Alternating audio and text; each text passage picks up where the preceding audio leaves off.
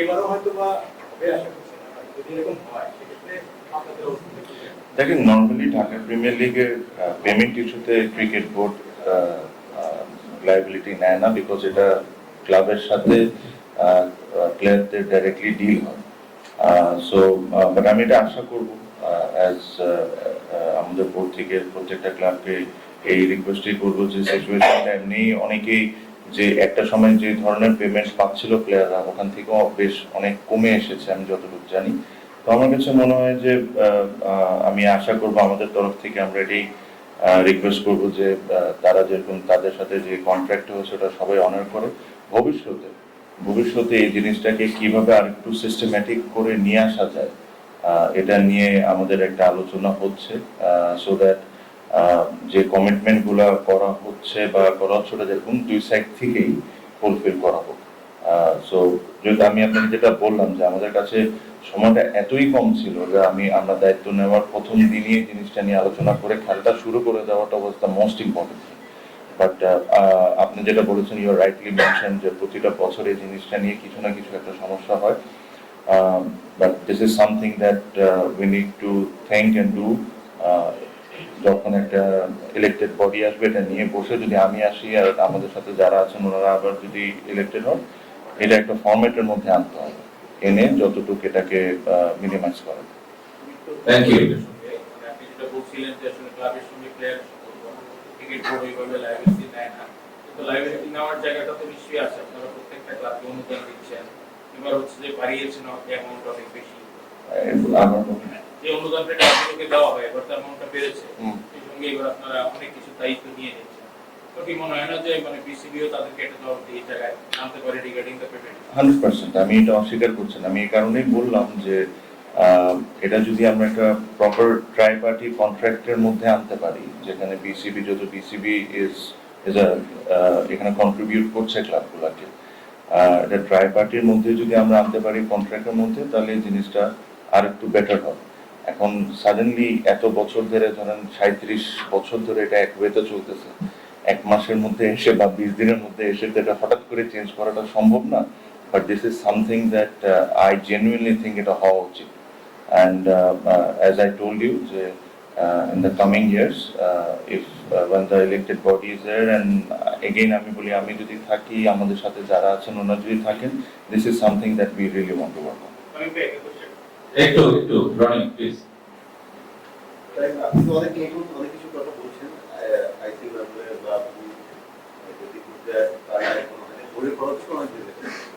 হ্যাঁ, বোর্ডের খরচ বাড়ছে, বোর্ডের খরচ বাড়ছে, এটা সত্য। সিগনিফিকেন্টলি একটা অ্যামাউন্ট বেড়েছে। ফাইন্যান্স চেয়ারম্যান এখানে আছেন, উনি খুব বেশি খুশি না এটা নিয়ে, বাট তারপরেও উনি একটা কথা বলেন যে এই জিনিসগুলো হলো প্লেয়ারদের জন্য, প্লেয়ারদেরকে সুযোগ সুবিধা দেওয়ার জন্য যতটুকু আমরা করতে পারি। বাট এটা সুযোগ সুবিধা অবশ্যই আমাদের তরফ থেকে দিব, but as board, as cricket board, যে এই টাকাগুলো আমরা কিভাবে করে রিকভার করব, কিভাবে করে আমাদের রেভিনিউ বাড়াবো, এটা আমাদের দায়িত্ব। হ্যাঁ, আপনি যদি লাস্ট ইয়ারের থেকে কম্পেয়ার করেন, এক্সপেন্সেস বেড়েছে, নো ডাউট।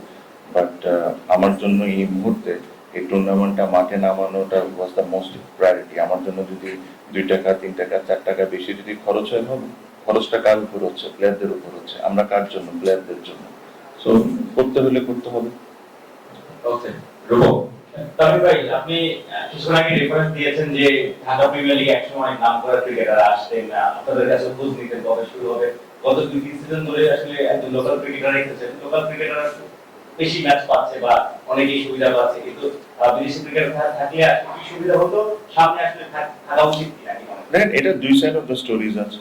একটা হলো যে বিদেশি ক্রিকেটের একটা সময় 3 জনও ছিল, একটা সময় 2 জনও ছিল, একটা সময় 1 জনও ছিল। সো একজন 12টা প্লেয়ার, লোকাল প্লেয়ার বেশি সুযোগ পায়, এটা হলো একটা advantage if we are going with all local. আর যদি ধরেন 1 জন বা 2 জনকে অ্যালাউ করা যায়, বিদেশি কম্পিটিটিভনেসটা বাড়ে। So this is something that again we need to discuss with all the clubs, not all the clubs basically. এটা তো প্রিমিয়ার লিগে হয় যে 12টা টিম আছে, এদের সাথে আমরা একটা আলোচনা করতে পারি ভবিষ্যতে যে আমরা কি ওই ফরেন ক্রিকেটের আবার ফিরে নিয়ে আসবো নাকি, বিকজ ফরেন ক্রিকেটের আনলে একটা ফ্লেভারও অ্যাড হয়, এই টুর্নামেন্টের সাথে। অনেকেই বড় বড় ক্রিকেটার এখানে খেলে গিয়েছেন। তো এই জিনিসটা this is something that we need to discuss, but I am very open for it. So আমি এটা না যে এটা করাই যাবে না বা এটা হওয়া যাবে না, টুর্নামেন্টকে আরো এক্সাইটিং করার জন্য, স্পন্সরসদেরকে আরো পুল করার জন্য যদি আমাদের কোনো সিদ্ধান্ত ভবিষ্যতে নিতে হয়, তাহলে অবশ্যই why not? Thank you. Please. তবে আমরা আসলে বলে থাকি যে ঢাকা প্রত্যেকটা প্লেয়ার বলতে পারে কম বেশি সারা বছরের একটা ইনকাম করে, প্লাস এখান থেকে এখানে যে পারফরমেন্স গুলো হয় এটা অনেক ম্যাটার করে প্রত্যেকটা প্লেয়ারের জন্য। এবার আল্লাহর রহমতে আমরা ঢাকা প্রিমিয়ার লিগ শুরু করতে যাচ্ছি কালকের থেকে। প্রথমে আরেকটি কথা বলে নিই, স্পন্সর্স টি স্পোর্টসকে আমি অনেক ধন্যবাদ জানাতে চাই, বিকজ দে কেম ফরওয়ার্ড। আমার মনে হয় ফাহিম ভাই এখানে আছেন, ফাহিম ভাই এই ডিলটা ট্র্যাক করেছিলেন টি স্পোর্টসের সাথে লাস্ট টাইম যখন উনি বোর্ডে ছিলেন, যে ডোমেস্টিক ক্রিকেট যেরকম লাইভ টেলিকাস্ট হোক। সো আমার কাছে মনে হয় এটা ফাহিম ভাইয়ের চমৎকার একটা উদ্যোগ ছিল। প্লাস ধন্যবাদ টি স্পোর্টসকেও এই কারণে যে এটা নিয়ে আমাদের অনেক সময় অনেক আলোচনা হয়েছে যে ডোমেস্টিক ক্রিকেট কেন আমরা টেলিকাস্ট করতে পারি না বা কেন টেলিকাস্ট করা হয় না, জানি আমি। হ্যাঁ, সো এটার জন্য টি স্পোর্টসকে ধন্যবাদ জানাই যে টি স্পোর্টস এটা টেলিকাস্ট করছে, আর এটা লাস্ট ইয়ারও করেছে। আপনারা দেখেন, আমার মনে হয় খুব সম্ভব 2028 পর্যন্ত ওনাদের সাথে এই চুক্তিটা আছে। Secondly, Walton has been always a big supporter of Bangladesh cricket. এটা not only in Dhaka Premier League, আপনি যদি NCL দেখেন, ফার্স্ট ক্লাস টুর্নামেন্ট দেখেন, they have always come forward. ওনাদেরকেও ধন্যবাদ জানাতে চাই, বিকজ ওনাদের ছাড়া এই জিনিসগুলো হোস্ট করা বা কম্পিট করাটা ডিফিকাল্ট হয়ে যায়। আমি জাস্ট ওনাদের সাথে এখনই কথা বলছিলাম যে আমরা অ্যাকচুয়ালি আপনাদের জন্য আর কি করতে পারি, বিকজ ওনারা এটা একটা ইনভেস্টমেন্ট করেন বাংলাদেশ ক্রিকেটের উপর। ওই ইনভেস্টমেন্টটাও ওয়ার্থ ইট হইতে হবে, অ্যান্ড ওয়ার্থ ইট হওয়ার জন্য দায়িত্বটা আমাদের। সো আমি ভাইয়ের সাথে কথা বলছিলাম, তখন আমি বলছিলাম যে আমাদের তরফ থেকে যদি আমরা আর কি সুযোগ সুবিধা আপনাদেরকে দিতে পারি, so that your investment is worth it. So এটা নিয়ে মাত্র আজকেই প্রথম কথা বললাম। সো আশা করি সামনে একসাথে বসে আরো কিভাবে করে ওনাদেরকে কন্ট্রিবিউট করানো যায় ক্রিকেটের সাথে। বিসিএল এর টিম ছিল, এখন নাই, এটা নিয়েও আপনার সাথে কথা আছে। তো আশা করব যে এই সাপোর্টটা সবসময় থাকবে। কিছু কিছু বিষয় বলে নিই। প্রথম হলো 4 তারিখে প্রথম ম্যাচ, আমি বলেছি কালকে, বাট 4 তারিখে প্রথম ম্যাচ। এখানে কিছু কিছু জিনিস আমরা এবছর চেঞ্জ এনার চেষ্টা করেছি, যেটা হলো এবার as the host said that 6টা ভেন্যুতে খেলা হবে। 6টা ভেন্যুতে খেলা হওয়ার দুইটি কারণ। একটি কারণ হলো যে আমরা অলমোস্ট প্রবলি 2-3 মাস ডিলেড এই টুর্নামেন্টের। আর আমাদের, আপনারা জানেন যে একটা রেইনি সিজন আছে, বা এই টুর্নামেন্ট চলার সময় রেইনি সিজনটা আমাদের ফেস করতে হবে। এই কারণে আমরা এবার রিজার্ভ ডে রেখেছি প্রতিটা ম্যাচের জন্য। আর 6টা গ্রাউন্ডে ম্যাচ হলে প্রত্যেকটা একটা রাউন্ড এক ম্যাচ করে শেষ হয়ে যাবে বেসিক্যালি। আর আমিও ব্যক্তিগতভাবে এটা সবসময় চাইতাম যে বিকেএসপি আসা যাওয়া এটা একটা বড় হ্যাসেল সবার জন্য। প্লেয়ারদের প্রচন্ড পরিমাণ কষ্ট হয়, আম্পায়ার্সদের বা সাথে এই টুর্নামেন্টের সাথে যারাই জড়িত সবারই ওখান থেকে যাওয়া আসা এভরি সেকেন্ডে it has become a hassle. এটাতে মানুষজন অসুস্থ হয়ে যাচ্ছে, প্লেয়াররা ইনজুর্ড হয়ে যাচ্ছে, আপনারা সাংবাদিক যারা আছেন সাংবাদিকদের জন্য একটা বড় হ্যাসেল হয়ে দাঁড়ায়। সো ওই দুইটা মাঠ আমাদের অবশ্যই ইউজ করতে হবে, বাট যদি আমরা অন্য মাঠগুলোর অপশন রাখি তাহলে অল্টারনেটিভ ডেজ বা অল্টারনেটিভ ম্যাচেস আপনি যেতে হবে। সো ট্রাভেলিংটাও কমে আসবে, এটা একটা জিনিস। মেইন রিজন ছিল আমি চাচ্ছিলাম যে সব মাঠে খেলা হোক। সেকেন্ডলি, আমার লাস্ট প্রেস কনফারেন্সেও আমি বলেছি যে নতুন প্রাইভেট একাডেমিস গুলো আছে যারা এত সুন্দর সুন্দর মাঠ করেছে, তাদেরকেও আমাদেরকে ডাইরেক্টলি বা ইনডাইরেক্টলি সাপোর্ট করতে হবে। সো ওদের মাঠেও যখন খেলা শুরু হবে, ওরাও তাদের ফেসিলিটিসকে আরো বেটার করা শুরু করবে। ওদেরও উইকেট যেগুলো আছে ওগুলো আরো বেটার করা শুরু করবে, because end of the day this is a list A match. So এটা যত মাঠে খেলা হবে এটা আমাদের জন্য অতটা ভালো। আরেকটা জিনিস অথবা এবার নতুন করে ইন্ট্রোডিউস হয়েছে যেটা হলো আইসিইউ অ্যাম্বুলেন্স। আপনি যদি লাস্ট 2 বছরের হিস্ট্রি দেখেন, আমার মনে হয় 4 থেকে 5 জন বা maybe a little more incident হয়েছে আমাদের মাঠে। বা মাঠের প্রিমিসেসের মধ্যে অনেকেই has lost their lives. I was extremely lucky to survive. So আমার কাছে মনে হয় যে এটা বিসিবির দায়িত্ব to make sure that each and everyone আমরা যতটুকু করতে পারি অতটুকু ব্যবস্থা করে রাখি। সো আমাদের প্রতিটা মাঠেই কম বেশি অ্যাম্বুলেন্স থাকবে। আইসিইউ অ্যাম্বুলেন্স পাওয়াটা একটা চ্যালেঞ্জ, তারপরেও আমার কাছে মনে হয় 4টা থেকে 5টা আইসিইউ অ্যাম্বুলেন্সের ব্যবস্থা করা হয়েছে। এটা থাকবে, ফর এক্সাম্পল বিকেএসপির 2টা মাঠে একটা হয়তো বা থাকবে।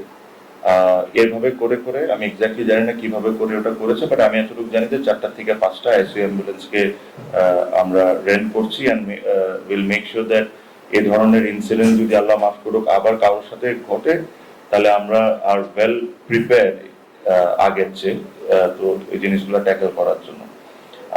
এবার আরেকটি জিনিস হয়তো বা ইন্ট্রোডিউস হয়তো বানানো হচ্ছে যে অ্যান্টি কারাপশনের যে রুলস অ্যান্ড রেগুলেশনস আছে। আপনি যদি দেখেন বিপিএল এ আমরা যখন আসি বাস থেকে নামার সাথে সাথে আমাদের ফোন নিয়ে নেওয়া হতো।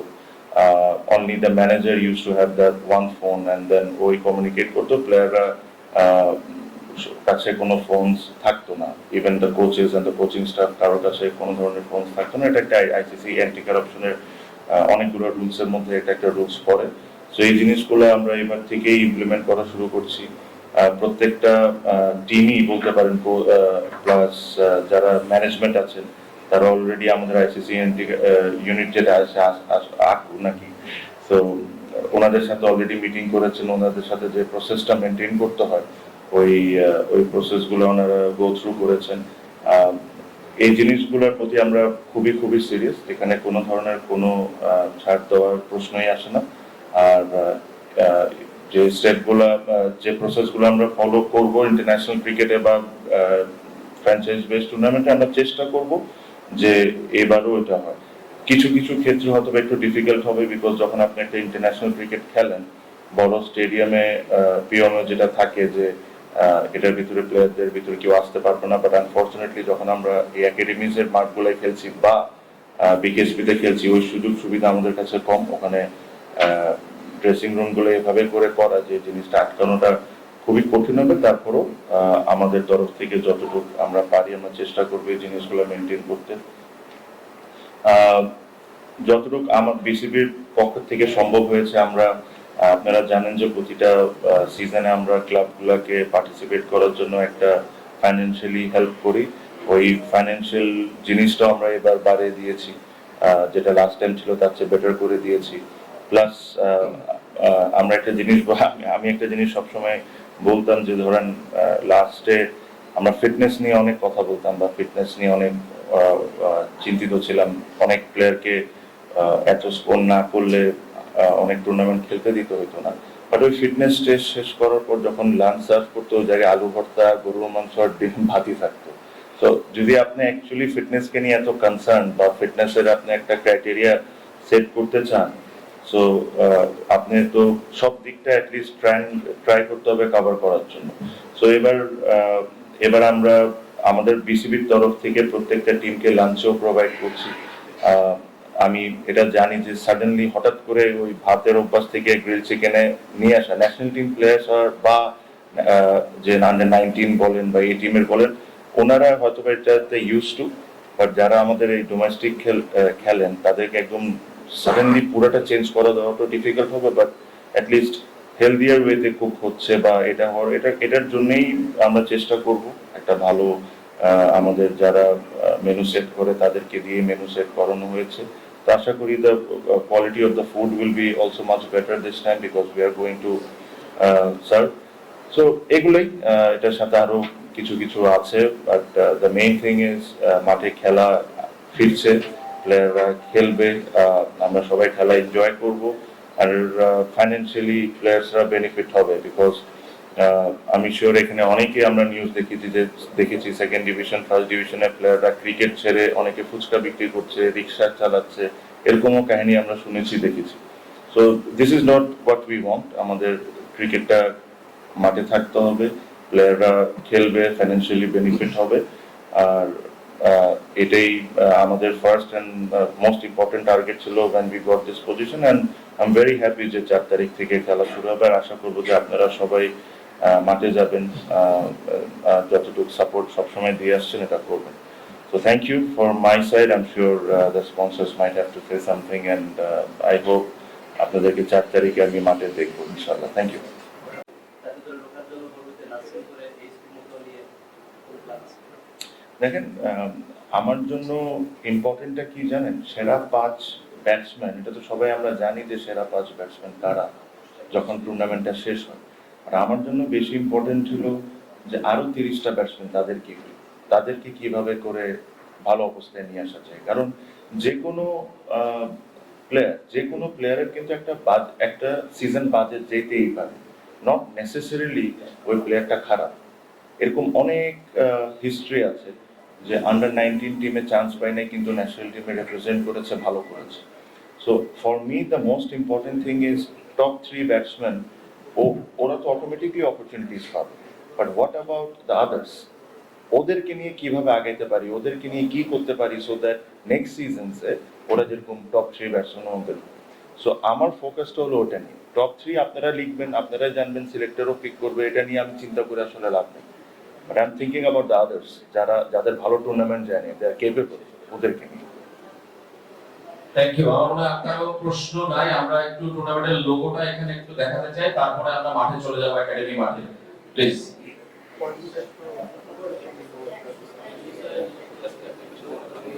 এবছর